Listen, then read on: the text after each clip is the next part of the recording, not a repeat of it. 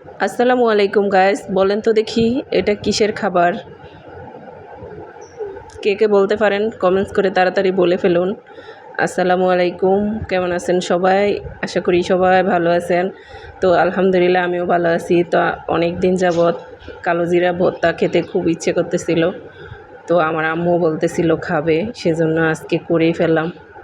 তো আপনাদের সাথে একটু শেয়ার করি, কারণ অনেকে কালো জিরা ভর্তাটা পছন্দ করে না, তিতা লাগে, সেজন্য এই ভয়ে কেউ খেতেই চান না। তো আজকে তিতা লাগবে না কিভাবে সেটাই আপনাদের সাথে শেয়ার করব। চলেন রসুন দিয়ে আগে শুরু করি। তো এখানে বেশ কয়েকটা 3টার মতো হবে, 3-4টার মতো হবে রসুন মোটা মোটা করে কেটে নিয়েছি আমি। তো প্রথমে এটা আমি সরিষার তেল দিয়ে ভাজি। সরিষার তেলটা দিতে আমার মনে ছিল না, তাই সয়াবিন তেলই দিয়েছি।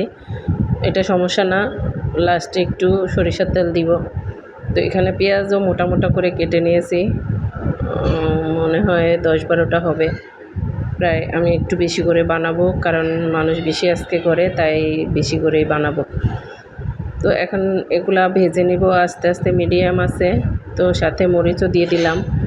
ভর্তা টর্তা আবার ঝাল না হলে ভালো লাগে না, এই জন্য বেশি করেই মরিচ দিয়েছি। চিকন মরিচটা ঝাল হয় অনেক, তো আম্মু আবার ঝাল খেতে পারে না, সেজন্য এই কয়টা দিয়েছি, নয়তো আরও দিতাম।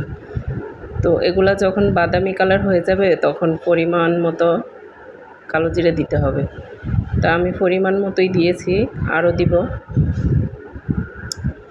তেল দিয়ে ভাজাতে তিতা ভাবটা চলে যাবে, তিতা ভাবটা আর লাগবে না। তো এটা নাড়াচাড়া করে ভেজে নিব।